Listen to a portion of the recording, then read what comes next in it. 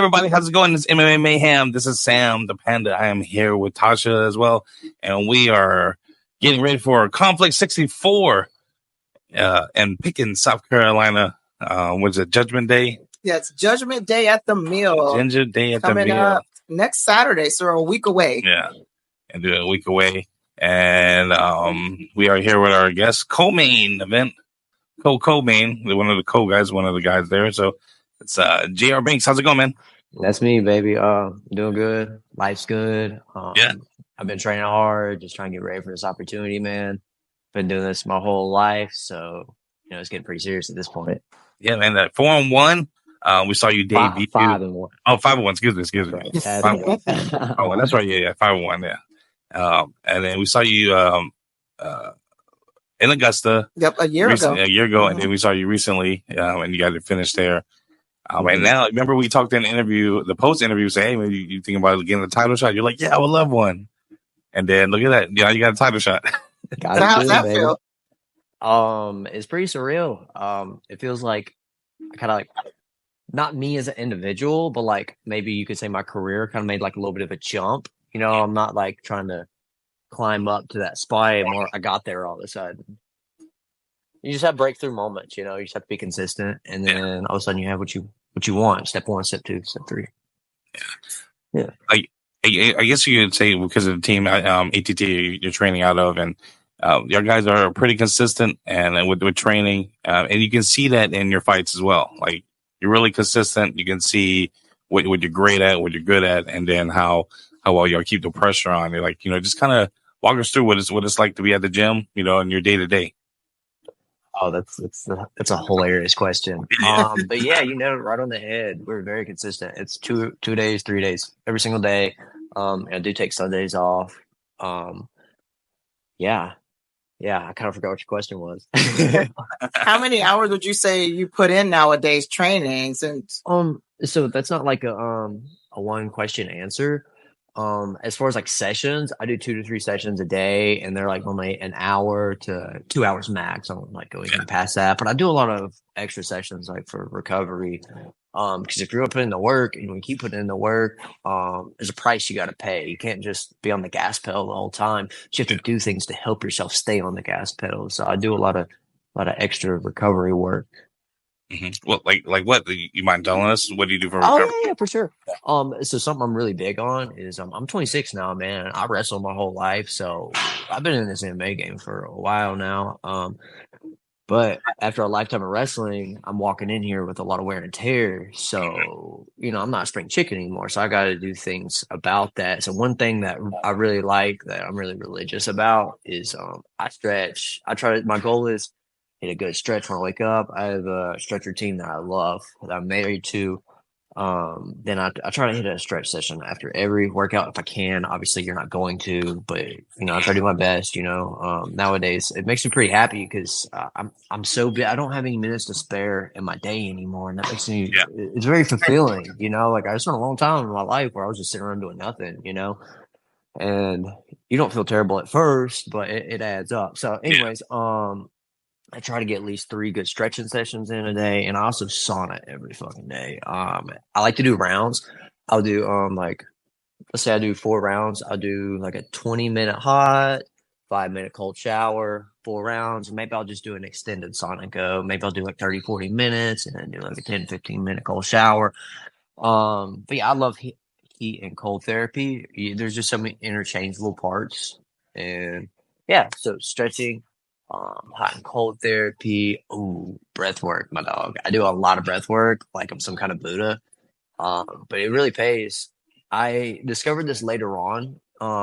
What I was doing was already a thing, and this was taught to me. You probably heard of the Rickson breathing techniques. I'm talking about the Gracies, Rickson Gracie.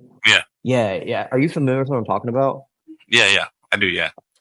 So I was very close with this really big Indian dude. I met him in the sauna, and like I said, I'm a sauna head, bro. I spend so much time in the sauna every day. So I got real close with this big Indian dude, and he's from India, super knowledgeable. He's just really like more towards like the Eastern medicine side. Mm-hmm. Not very traditional with most the things. It turns out, in India, they had been doing that Rickson breathing technique they've been doing it for thousands of years, and he taught that to me way before I even discovered jiu-jitsu. It's something I've been practicing a long time. So, I talked about stretching. I talked about hot and cold therapy. Another thing I'm really big on is breath work. And that goes hand in hand with meditation. It's very similar, but they complement each other a lot. So those would be my big three: stretching, hot, cold, meditation / breathing. So what do you do like outside of training, recovering? What do you do for hobbies or fun? Yeah, because we assume you work full time, right? Still.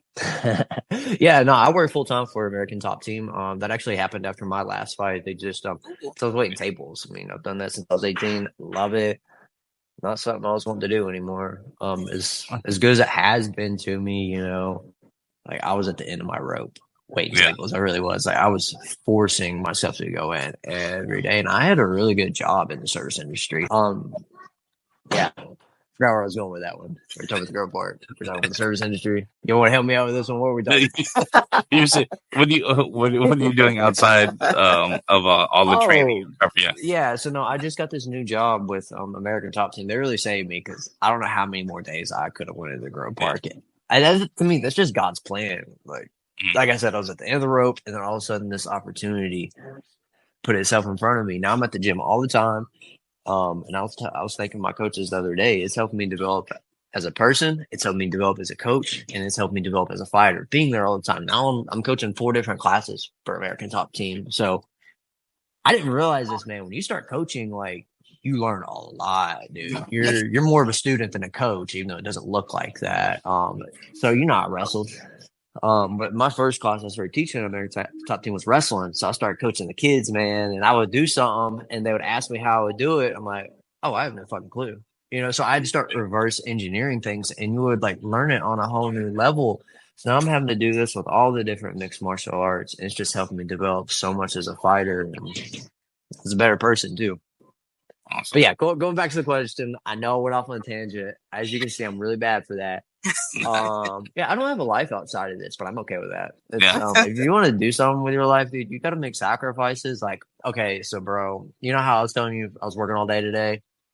It's because we closed down for a deep cleaning at American Top Team. Yeah. Son of a bitch, I lost my tangent again.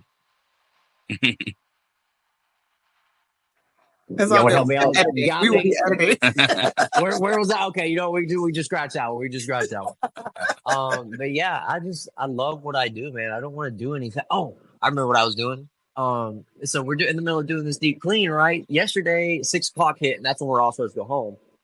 They started cracking beers open, and they stayed till like 10 o'clock last night, helping out with this deep clean. And I wanted to do that too. I don't want to leave everybody there. Everybody started drinking, and I got something in front of me right now. I'm trying to be a champion. And if you want to be a champion, you have to make sacrifices. And that's what a sacrifice is. You don't get to have that good time. And I'm okay with that because this is what I want. I'm okay with that. I'll have a great time next weekend, when I have that heavy thing around my waist. Yeah. So obviously this is a passion of yours and you've dedicated your whole life to it. So how far do you want to take your MMA career? Can I go off on another tangent to answer that one? Yeah. I didn't do some things in my wrestling career that I know I could have done. I beat so many great dudes, and they're just, I All-American. I won state championships, but I never won the big things that I wanted to win, and that was on me, dude. So I don't want to live with that stuff the rest of my life. So MMA to me is like redemption for my soul. I sit here and talk about all this, like you could have done this and that. Okay, let's see it. You got another chance. You think you're a big dog. Let's see what you can really do. You think you can be the best. Let's go find out. So to answer your question, I want to see, I think 5 years from now, I can fight for a world title. And that's my goal. Yeah. I love that. Yeah. And you have a goal and, you're going to push towards it. Yeah, man. So, yeah. So, yeah, I think you're in the right place and you actually have a really good team behind you. And very blessed. And that was another thing that my club coach for wrestling, he was Puerto Rico's Olympic coach, and my high school coaches, that was one of the best coaching staffs in the Southeast of America. I had everything to do what I could have done, and I didn't. and I have that again in American Top Team. What are the fucking odds, man? I'm doing what I'm supposed to be doing. I feel that in my soul. I have what I had in wrestling. I have that in MMA now. I have the chance to do all these things that I say I want to do. So it's on me to do it. Yeah. Yeah. So you spend a lot of time with Steve?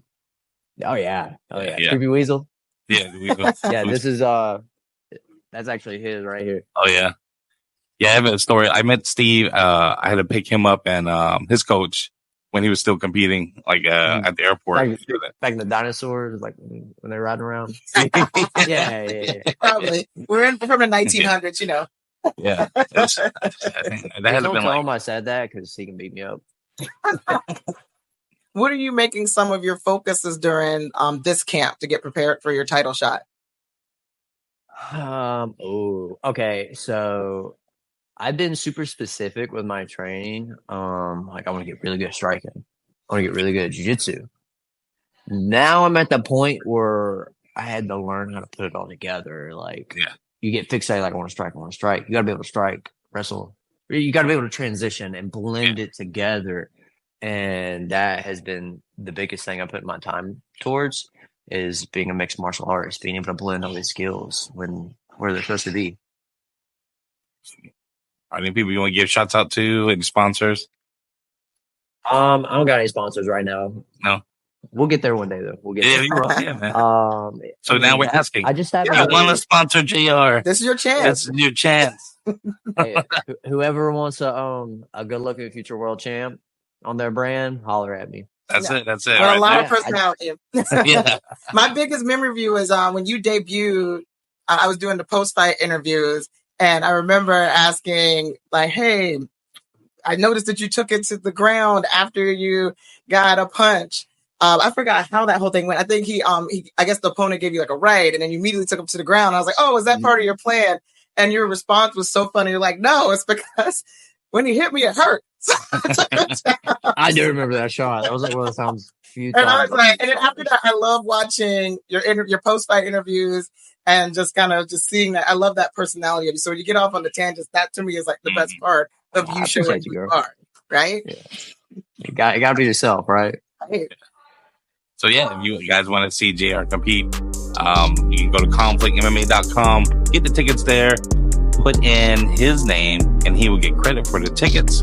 But if you can't make it out from Asheville all the way to Pickens, you can go to combatlabs.tv/conflict, and you can watch the pay-per-view there, and you can try to have a watch party there, and you can watch JR compete and try to win this title, right? Well, I'm gonna take this belt home. I'll respect you, Josh Cook. I know like the pressure I've been developing, and I know he's not a fucking pushover. All respect in the world to him, but I'm looking to drown him. I'm gonna go in there and smash him. But that being said, I just want to shout out my team. They have pushed me and made me so uncomfortable. And that's so important for the sport. So just thank you for everything American Top Team does for me. I want to thank my parents. And I want to thank God. He's given me a lot of strength and guidance to this all. It's like I never really understood what spirituality was until I started fighting. Thank you, Lord. And those are my shout outs. Yeah, man, that's awesome. Well, hey, good luck. Continue. I know you're gonna get ready for cutting and stuff like that this week. Fight week coming up, and man, it was a pleasure talking to you. And we will see you in Pickens. Yep, see you there. All right, big dog. I'll see you soon, man. I'll see you. All right.